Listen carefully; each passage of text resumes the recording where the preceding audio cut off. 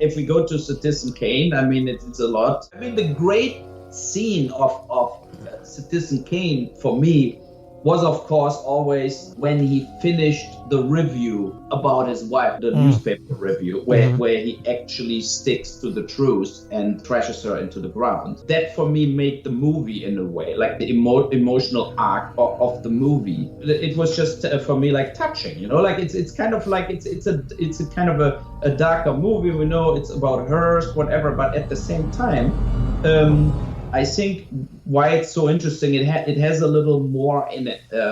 What in some masterpieces you cannot explain it, but it's there. I don't know. It's like a lot of times when you have the feeling now you watched something important for the film history, but also important for yourself in a way. It's this kind of, it's almost not explainable with normal film analytic sense, you know. Citizen Kane is often regarded by many people as not only a great film, but possibly the greatest film of all time. Where does it rank in your all-time favorites? You know, in American terms, you know, it may be, you know, in the top 5 or 10 of all time. But more important, I think, than where it sits today is where it sat in 1940. You know, one of the things that makes the look of Kane so specific is the notion that everyone around this character exists kind of inside a mausoleum. Well, I mean, in as much as, remember that my father came out of an era in journalism and as a journalist where, I mean, one of the things that I came to know through him was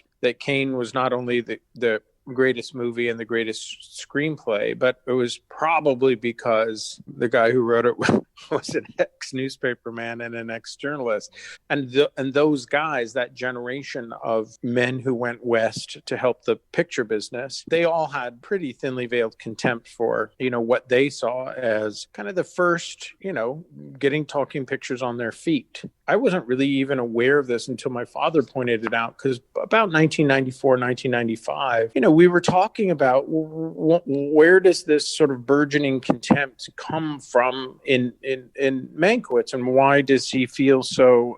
And my father was the one who pointed it out to me, and I hadn't never thought of it in this way, which was 1940, talking pictures had been around about as long as MTV had been around in 1993 or 94. So when you put it into that context, you can understand why, you know, really smart, really verbal, really articulate, great wordsmiths, you know, look down their nose at this thing that they were inventing. Citizen Kane. All right. Still holds. I mean, I know it's kind of like for a while in the 90s, it was the standard go-to answer, but no, it's people amazing. Don't say it enough anymore. I mean, I know people don't tend to fuck with it now because it's black and white and it's old-timey and shit. Nobody of the current generation knows who Orson Welles is and stuff, but it is absolutely brilliant. And when you think about where it was made and when it was made in film history, he really set in motion a lot of camera movements, a lot of shots, composition that still are at play today. And people don't even realize it. Wells and he was a kid, bro. And I also love that movie and identify with it because I did not make Citizen Kane, but my quote-unquote Citizen Kane was Clerks, a black and white movie that for the rest of my life, I would be compared to. Everything I ever did would be compared to Clerks, particularly. Clerks was this insane fucking once-in-a-lifetime magic trick. Yeah. And so making movies after that, you know, you can make better quality, you can like make story more enriching, it could be a better movie overall. But that discovery factor for Clerks, like it haunted me my whole life. Not in a bad way, but I was always measured against my earliest first success, and so was Orson Welles. Yeah, people will be like, you know what? You had no means back then. So what are you doing now? It's true. And that's probably why, like, through most of my career, I was always so, like, lazy to the point where I was like, well, Clerks worked, so it don't matter if it looks bad and shit. And that you're right. Sooner or later, the audience goes, hey, it was cute when you were poor. But I know this movie's got a couple $1 million behind it. Well, put this shit in focus, would you?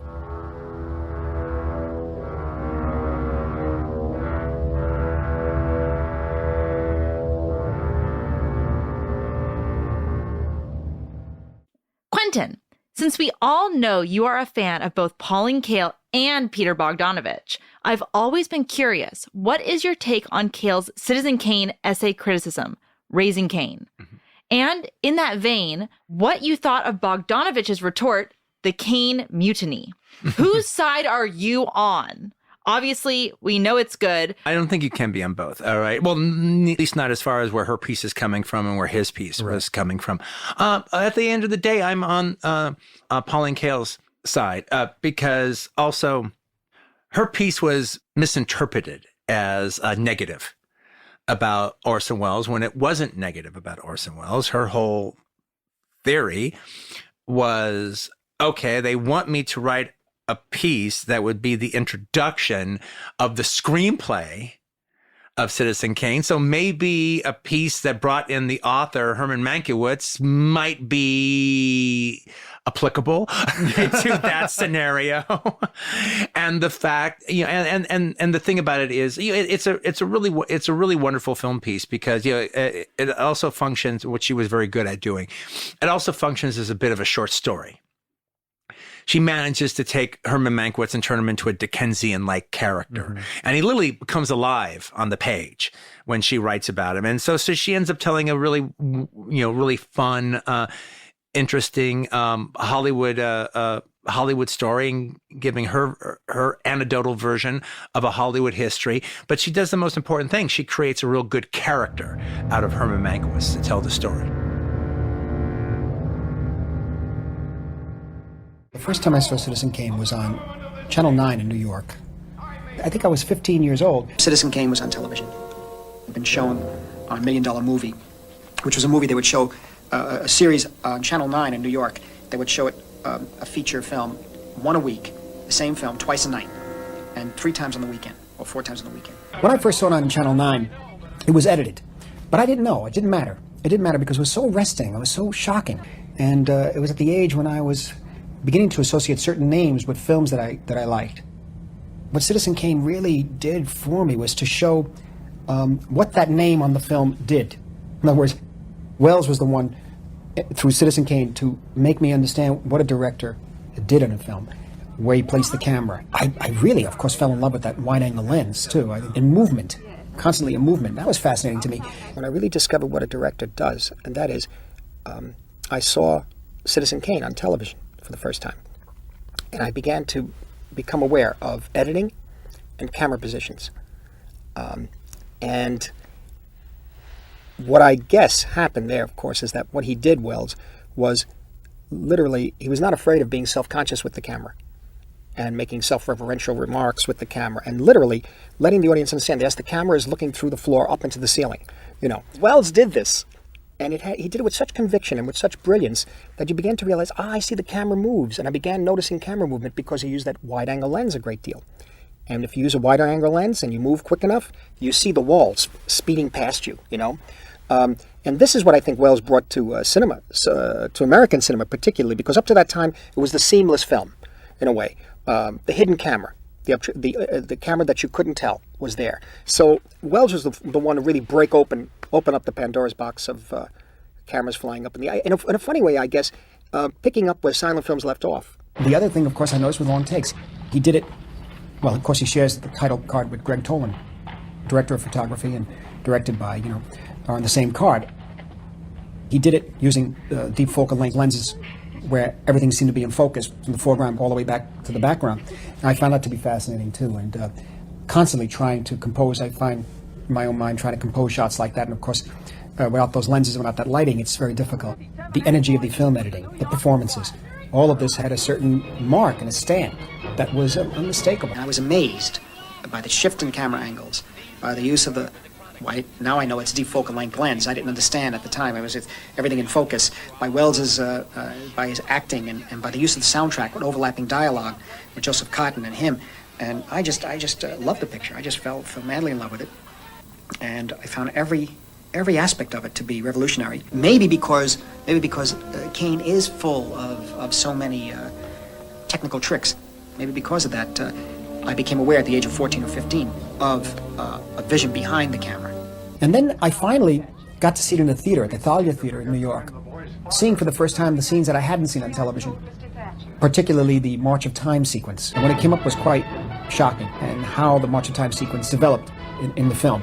And I hadn't seen that before ever. And it was really, really extraordinary. It affected my early films. I made a film called It's Not Just You, Murray at New York University. All the techniques used in It's Not Just You, Murray kind of found their way again in Goodfellas, which all comes from the spirit of the March of Time sequence. The sense of just breaking the rules and stopping the movie and throwing a documentary in the middle and giving you all that exposition and couching it in terms of the excuse of it being a documentary that you see in the newsreel and in the movie theater. I really enjoyed the montage of the film a great deal. For example, in that opera scene, begins with her leg going across the frame, I think, and the camera is on the stage looking out to the audience, the light bulb dying out, and the opera singer's voice fading away, and it's really a suicide attempt. And I think that's so wonderful. Our time is compressed in that. I also like the scene in Mr. Bernstein's office when he talks about seeing the young girl in a boat once in his life, and there hasn't a day gone by that I haven't thought about that young girl. And I also like the line of dialogue in which Bernstein says, listen, there's no trick to making a lot of money if all you want to do is make a lot of money. It makes a lot of sense. You know, Kane is a very important picture for the sound era. Welles was the one to formulate the level to which films should aspire to, I think, or the freedom, the sense of freedom. I look at the Citizen Kane, I kind of think of Rosebud as a mystery thread, and somehow it's resolved, and it's resolved beautifully in the flames at the end. Looking back, I've seen the film now over the past 20 years, 25 years over and over again, 30 years maybe. Yeah, 30 years over and over again. I guess the beauty of the Rosebud idea that stays with you is the lost innocence, the melancholy, the inspiration that you had in you when you were young, and how it changes and how it survives, it doesn't survive in your own estimation, and that initial spark that you want to hold on to the end of your life, and how it eludes some people and how it seemed to elude him. Kane was a picture that made you think that anything was possible on film, and that's important. That's important, especially because film production is so hard, it's so difficult, that it's very easy to be snowed under and to be in yourself too. You get to a point where you're shooting something for so long, and somebody says, "I'd like to try something," and say, "No, that's really hard to do. You can't do that," and you accept it. You know, at least in that, when you see Kane, luckily I was young enough to see Kane. You never accept any of that. You just try for it, and I think that's what the sense of ambition in the film was very strong. The ambitious sense of the picture, of wanting to be everything that film could be, stretching the limits of film. And I think that's what's always inspiring about the film. Welles was a beacon in a way, and was someone you could keep looking towards, someone whose work constantly surprised you and enriched you. It was like a teacher. I believe he's been quoted as saying that when he went to work on the film, he told the people working around him to do things they were told they could never do. And another famous thing I think he said, and that's something I always remember very, very clearly, and when I'm in the same situation, I value it. He said, the thing I bring to this picture is ignorance, because I never directed before on film. So I don't know what can and cannot be done. It means, I don't have to feel constrained by any rules. The odd thing about the picture, and I've seen it countless times, the enigma of it is Kane itself, Kane himself. You don't know him. You can't get to know him. He's afraid of knowing himself. He's afraid of letting anything out that might be indicative of his feelings, his emotions. And he's not passive, though. He's not passive, but he's got this wall up that, now how many times I've seen the picture, I cannot get, I can't really feel for him as much as I did in the beginning. But in the beginning, when I first saw the film many times, I was feeling more for Orson Welles himself, acting in the film. I liked him personally.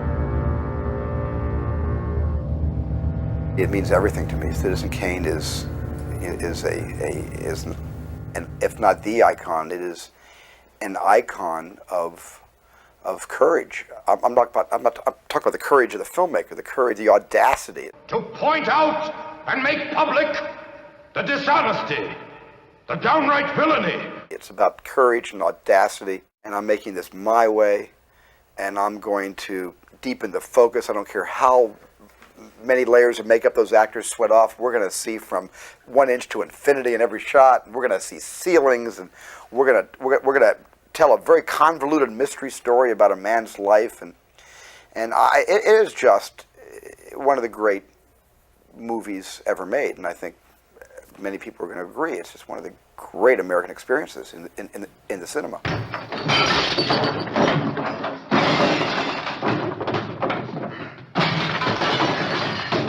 Well, you know, you have a filmmaker like Orson Welles, who could only make an Orson Welles picture, and that's all he could do.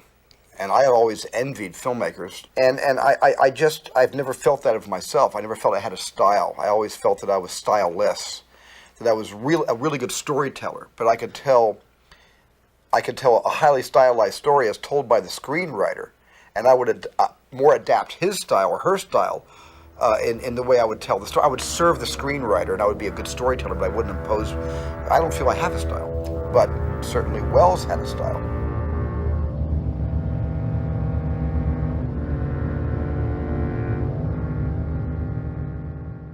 The next film that changed American films was Citizen Kane in 1941. Citizen Kane is the film that made me want to become a filmmaker. I think also it's hard to categorize films, but to me, it's the greatest film ever made because it synthesizes everything that was found in the past and it points the way toward the future. There's almost no filmmaker working today who's ever seen that film that isn't in some way influenced by it. Orson Welles, who started at the top.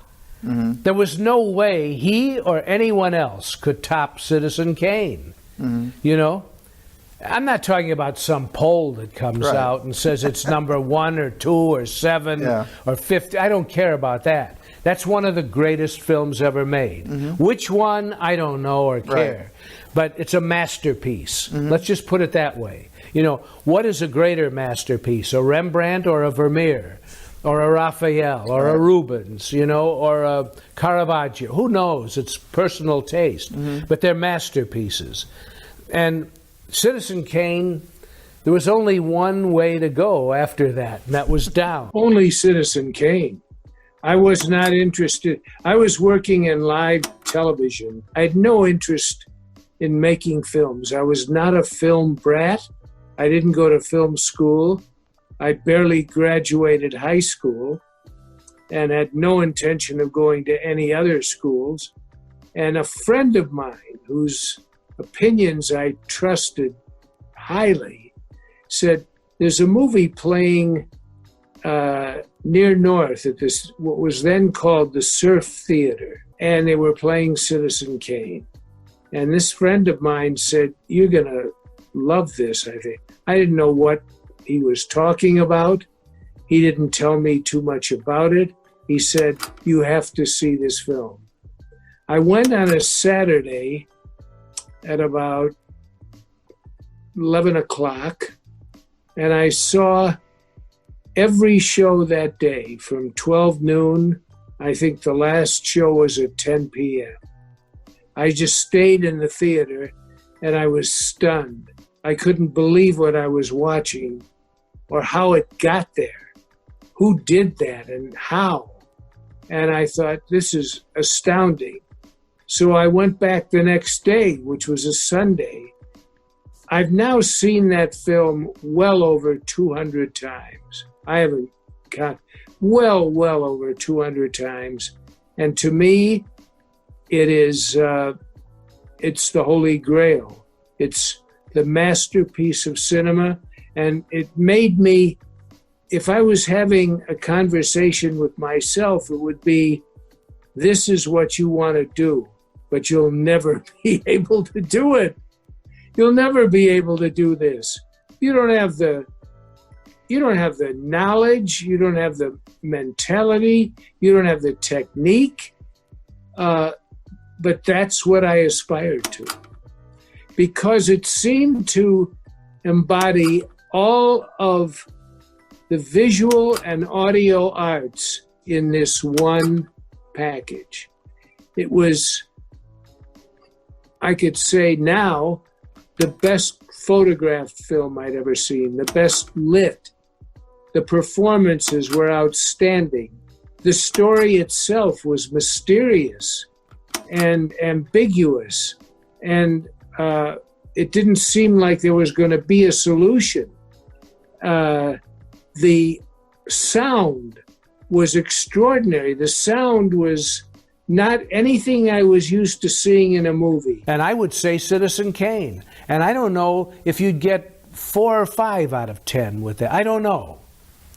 I know that I've shown it to a lot of young people, and they haven't had the same reaction to it that I've had. Yeah. Huh. They're in a different zeitgeist today, David, you know? Yeah. And all of the experiments and all of the discoveries that were made and all of the great techniques that Kane synthesized for its time have all become part of the vocabulary now. So people are less surprised by the manner in which it was shot and edited and the multi-layers of the storytelling. They're less surprised by that than they were, let's say, in 1942. Well, or they don't relate to I mean, Citizen Kane is one of the very few films that's really about something. At that time, the movies I would see were what kids would see. You know, Tom Mix, Roy Rogers, kid stuff. And occasionally, I'd mistakenly go into a real movie, but I never saw anything that embodied what I now call all of cinema so expertly, so perfectly. It told a story that was so deep and it was profound, and I could say what it was about. Most films, you can't tell me what the hell they're really trying to say. No one else can either, not even a filmmaker. Most films are just stupid stories, and they plod along and then they end. Citizen Kane was about the biblical notion: what shall it profit a man if he should gain the whole world but lose his own soul? And I felt that so many things that I had learned from the New Testament were embodied in that film, in a fictional story. But it didn't seem like fiction. It felt like I had entered this person's life and gone back and forth with it. And I was taken there by the people who knew him and who he interacted with, and some of whom he loved and cared about. And it showed the change in his personality from an idealist to a pessimist to a rather profoundly problematic human being. And then came the ending, which was like a smack out of the sky. And I got it right away. When they showed that sled burning up, it hit me right between the eyes. And it made me think about the things in my own life that were going to resonate like that. As I came to try to enter the film world by making documentaries, and my first films were documentaries made in Chicago, I began to realize how extraordinary the technique of that film was. And I began to read about it. Who made it? How he happened to make it? With whom? Many years later, I was president of the New York Directors Guild, and I was first vice president of the Directors Guild out here, and a member of the Motion Picture Academy, and Robert Wise was on both of them. Turned out that Robert Wise was the film editor of Citizen Kane. And his assistant was Mark Robeson, another guy who became a great director. And I asked them many questions about it. Many questions, everything I could think of. And Robert Wise introduced me to Linwood Dunn, who had his own special effects studio, who did a couple of the special effects they used in the film. And Linwood Dunn showed me the printer that he used to make some of the shots in Citizen Kane. Looking back on it, Robert Wise always seemed to be a little bit shy in talking about it. Robert Wise was fairly shy anyway. But whenever I would see him, I'd get him talking about Citizen Kane, and I could see he didn't want to. And years later, I learned that he also was the editor of Magnificent Ambersons, and they called upon him to make the changes they wanted at RKO without Welles' permission, and he made them.